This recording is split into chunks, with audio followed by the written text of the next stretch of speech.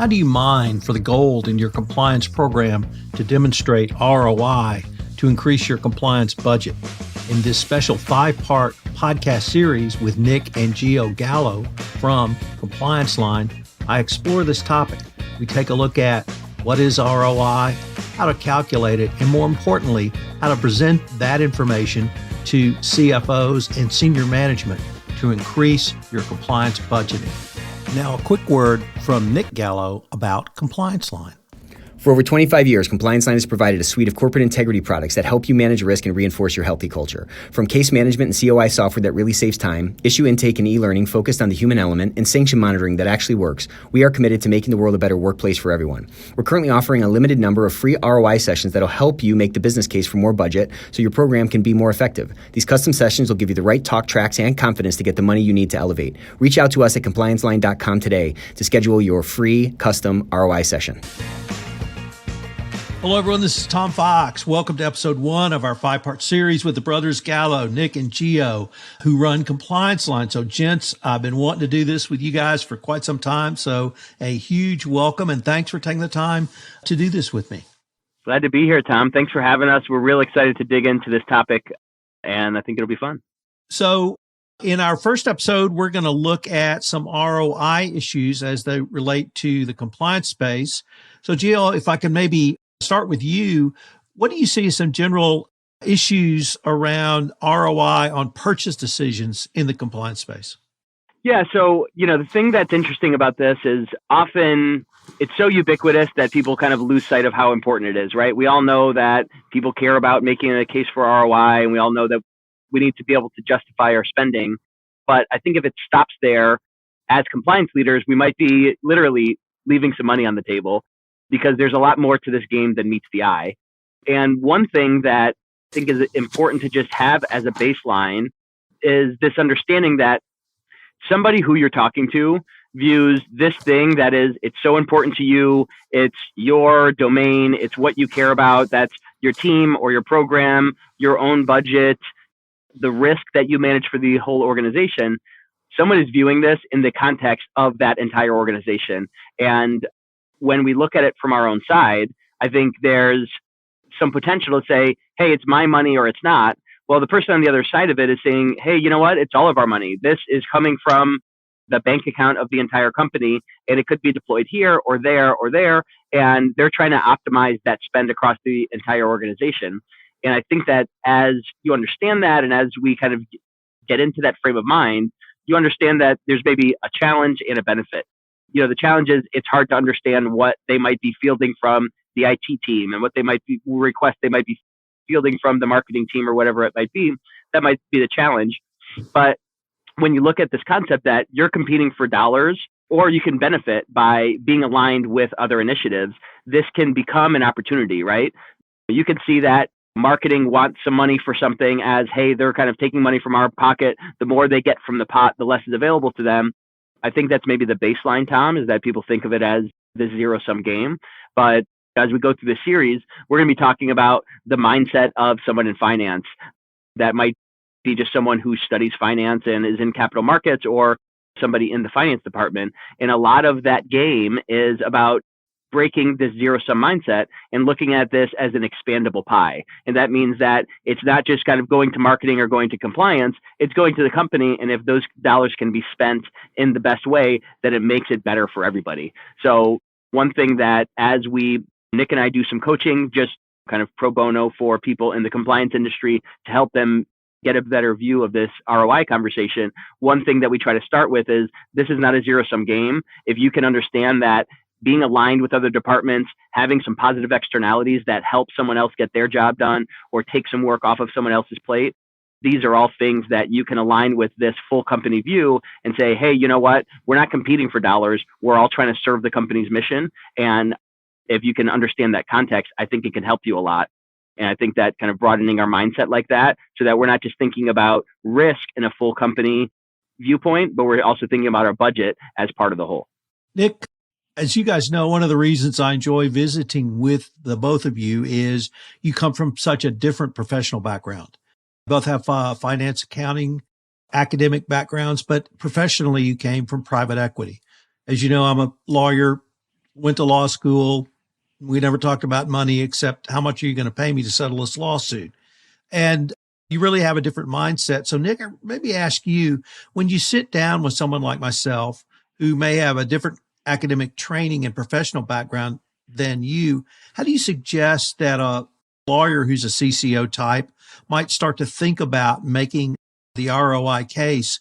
And really, in the context of what Gio said, moving forward to disparate areas of the corporation and different functions, that you might be able to incorporate really all of the compliance messages that you have to get out. So I love that question, Tom, because I think it kind of gets to the heart of maybe, or the root of what some of the mental blocks are. I mean, it really is a mentality thing. And we see a lot of folks who run their ethics and compliance department like they're running a nonprofit, which is really all about minimizing spending or really spending all of your budget. That in and of itself is a fixed mentality, as opposed to like an abundance or growth mentality that Gio kind of alluded to before. So the same refrain kind of keeps coming over and over again. Like, someone's dad was an accountant, but they went into law because they didn't like numbers. Now they find themselves in compliance, and that's still sort of aversion to numbers and investing and all those other things that were in those classes that they didn't really resonate with them are now something that they have to wield like a sword that's too heavy for them.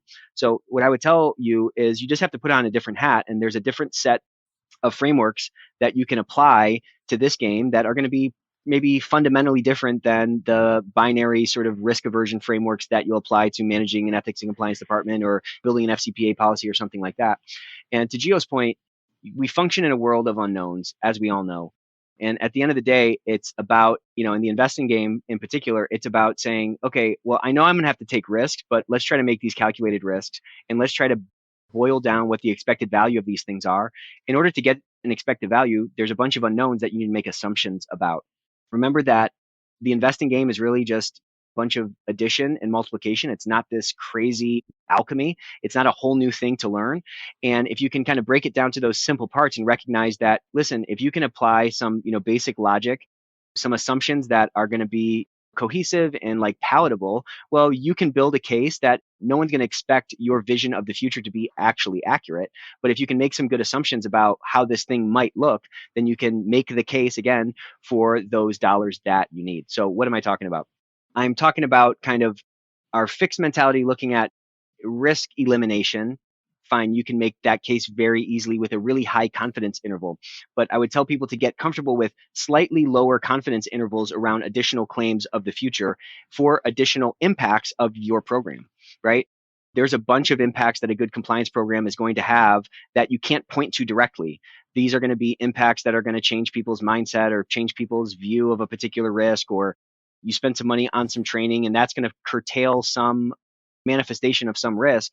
You can start to take credit for those things if you can do that in a credible way. And we can talk about that a little bit more, but I think that's really what it's about. It's about kind of compressing the confidence interval that we require to make a claim about the future, if I could boil it all down to one statement. So let me see if my lawyer mind can wrap my head around this. First of all, I love arithmetic, not calculus. I can understand arithmetic, but it seems to me, Nick, that you have suggested that the basic tools of a best practice compliance program, and let me just pick the hotline and expand out on that, because I know you guys are subject matter experts in that. From a hotline, a whistleblower culture, to a culture of listening and a culture of speak up, it seems to me that using the same analysis you just laid out, you could start to make the case that with a mandatory requirement, which is a hotline under Sarbanes-Oxley, all the way through Dodd-Frank and today, you could begin to show and begin to build a picture that you could take to senior management or a board. These are the types of benefits and these are the types of ROI. Would that be a fair assessment, or is my lawyer brain off the mark? No, that's exactly right.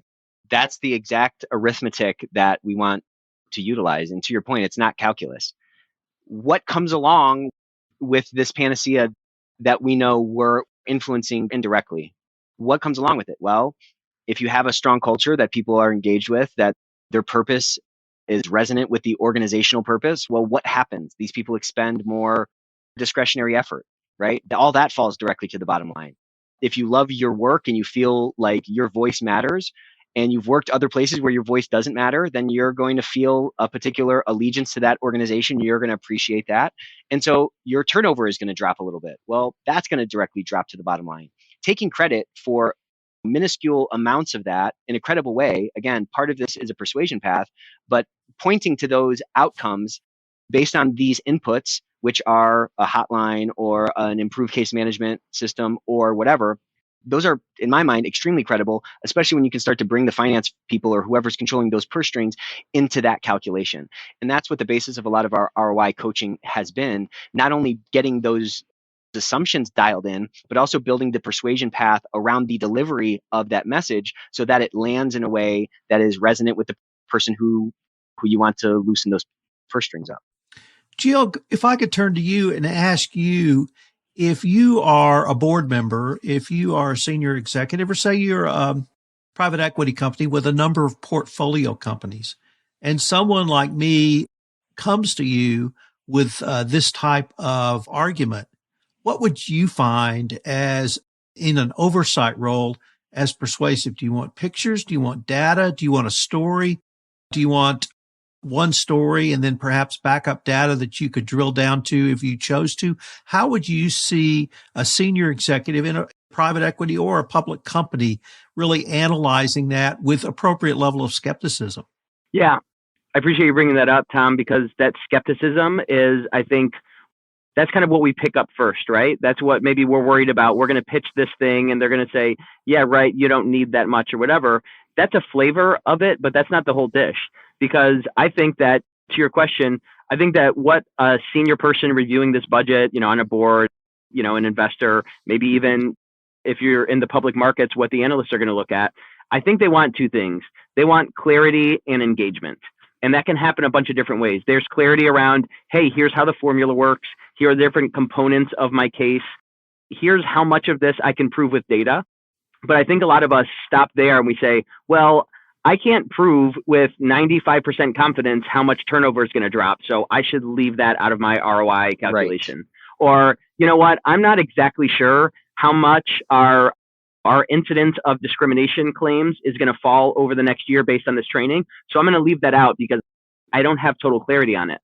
I think as compliance leaders, we're great at communicating the clarity that we have and standing on that. And we're actually also very good at dealing with the gray areas within our domain of risk management.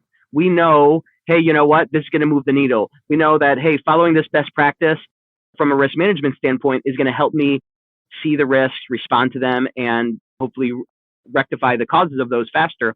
What we like to encourage people to do is don't just stop at the clarity. There's some amount of your ROI case that you can build with a bunch of certainty and a bunch of clarity. There's a bunch more to stack on top of that that is an issue of engagement. And what I mean by that is lay out your assumptions and say, hey, industry standard is this. Hey, some other people saw this when they got there. And you can tell it with a story, right? You can say, I think that we have a chance, driven by this compliance effort, to decrease our turnover rate by 1.5 in the next year. And then as a follow-up to that, to your point, Tom, you can show a picture of that and you can say, here are the steps of how it's going to happen. Here's a flow chart of people feel better. They know they're heard. They're less disappointed by this. They feel like we're better than other companies and they're more engaged, right? You can show it with a flow chart. You can show it with a story.